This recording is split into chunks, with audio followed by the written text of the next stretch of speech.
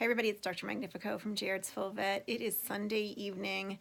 I just got home not too long ago. I'm sitting here with my kitty. There's my kitty Magpie, and there's my kitty Ren. And then I have my two little guys on the bed next to me, kind of in the corner. It was another long Sunday. For those of you who visit us on Sundays, it can sometimes be a little chaotic and a little crazy and absolutely a little busy, and today was no exception. It was also the second week in a row that we had to tell somebody who had just adopted a puppy less than 24 hours ago that their puppy was Parvo positive.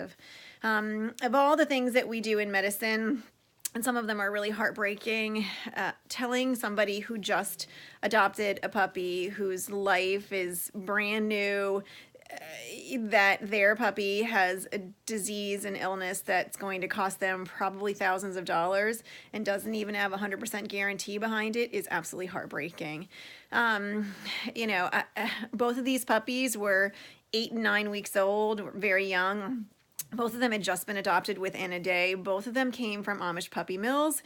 Both of them were purchased with the very best of intentions by people who loved completely and wanted to share their life with a puppy and had talked about rescuing, but got caught up in all of the hoops that you have to jump through for rescuing and wanted a puppy. They wanted a very specific puppy and they went looking for it. They found them on the internet. They thought they were doing the right thing. They thought they were asking all the right questions. They thought they were making a good decision, and they came into the clinic for a wellness exam. Both of these puppies looked a little lethargic. Both of them had some nausea. Both of them just didn't look right to me.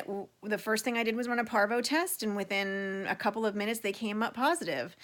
To make matters worse, these are people who had already spent a couple $100s or even more. These were both people who were adopting a family member to have for a decade or more. And then I have to sit down with them and discuss what Parvo is and how much it's going to cost them, and the fact that this is an emergency. They need to go immediately to the ER. The ER is going to ask them to leave a deposit of $2,500. And then, yeah, there's no guarantee they're going to live through it. For some of these families, that's not financially feasible. They can't afford the $2,500 or the multiple days, and the fact that they just got this puppy within less than a day. This is awful, heart-wrenching, unbearable decisions that have to be made, and you've had your puppy less than a day. So my point of this video is to try to help educate everybody out there. Unfortunately, most of the puppies that come from our neck of the woods, if you're not buying it from a small breeder who does nothing other than raise one specific breed of puppy, come from puppy mills. It's overwhelmingly, if it's an Amish person, it's a puppy mill. These days, some of the Amish coordinate all their puppies together and they send them to somebody called a distributor. I can't even believe we use that word, but we do. A bunch of Amish families send all the puppies to one place where they are sold and distributed to customers.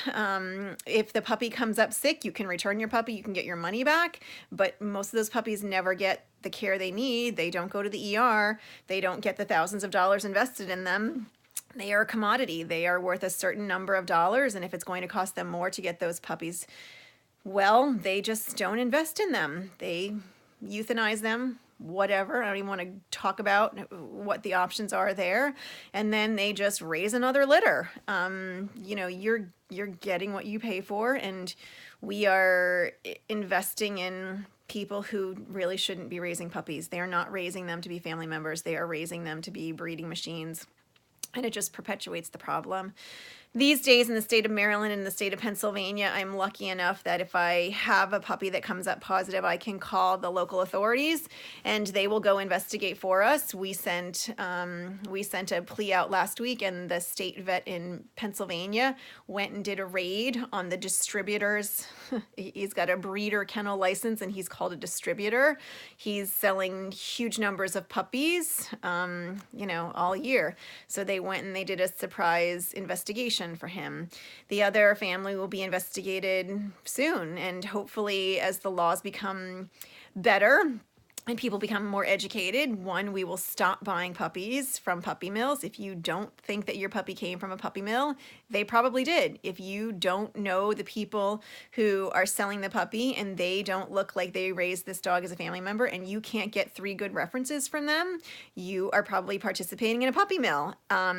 You know, this idea, I have other clients who are picking up their puppies in parking lots of big lot stores or Walmart. That is a puppy mill puppy. You know, a lot of this is text messaging going back and forth and emails going back and forth. As your veterinarian, I would say you should call that breeder. You should ask for 3 people from the last litter that they sold. They should give you references. You should call them. You should call the veterinarian.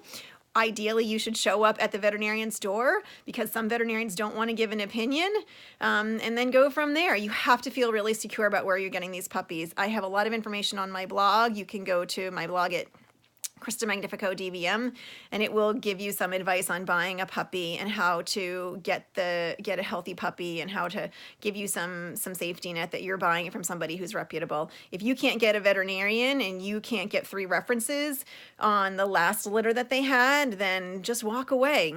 Don't answer an online ad. Don't find anybody on Craigslist. They're just notorious for being, you know, kind of creative ways to put a pretty picture on a puppy mill.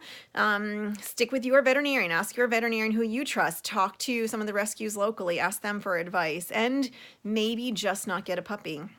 Maybe get a rescue. Maybe get a dog who's a little older, somebody who's already gotten old enough and been vaccinated for parvo, so that you don't have to deal with this.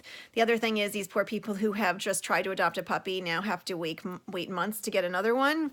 You know, it's heartbreaking. It's heartbreaking across the board. These poor people have already made an investment in a puppy, and now they're looking at a couple $1,000s, and they may not even have a puppy at the end. But the alternative is they send them back to the puppy mill, and they will most likely be euthanized. They probably won't survive this illness without the help that they need, and the breeders aren't going to give it to them. If you have any questions about puppies or puppy mills, you can find me at Jared's Full Vet. You can also find me at Polly.com, and please, please, please, please talk to somebody before you get yourself in one of these emotionally heartbreaking, you know, scenarios. It happens all the time. 2 weeks in a row, 2 puppies just adopted within 12 to 24 hours, both from puppy mills, both having parvo, and I'm devastated for my clients, and I'm devastated for what lies ahead. The puppy last week probably didn't survive. It was returned to the breeder, and the one today is at the ER, and hopefully he'll pull through. But it's never going to stop until we stop buying puppies from puppy mills, and they are out there. They're everywhere. Please take care of each other. Please, you know, send me a message if you've experienced this, and please, let's all try to ask for and demand better from each other. It's just not fair, and the puppies suffer in the end. Thanks so much, and good luck. Bye.